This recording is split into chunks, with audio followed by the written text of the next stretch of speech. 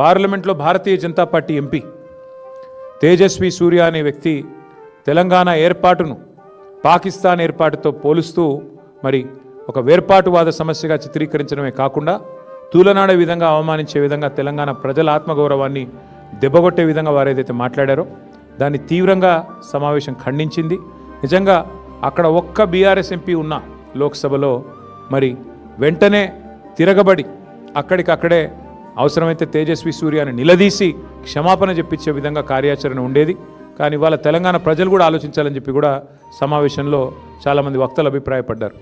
అక్కడ 8 మంది కాంగ్రెస్ ఎంపీలు 8 మంది బీజేపీ ఎంపీలు ఉన్నా చేష్టలుడిగి ఉత్సవ విగ్రహాల మాదిరిగా చూస్తూ కూర్చున్నారు తప్ప తేజస్వి సూర్య గారు తెలంగాణ ఏర్పాటును పాకిస్తాన్ ఏర్పాటుతో పోల్చినా కనీస స్పందన లేకుండా మరి నిశ్చేష్టులుగా ఏదైతే చూస్తూ ఉన్నారో దాని సమావేశం తీవ్రంగా నిరసించింది.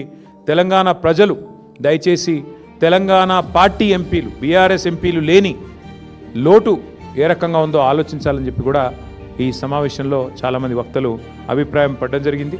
తెలంగాణ పౌరుషం తెలంగాణ చావదచ్చిన కాంగ్రెస్ బీజేపీ ఎంపీల నిష్క్రియాపరత్వం పైన కూడా ఈ సమావేశంలో నిరసన వ్యక్తమైంది.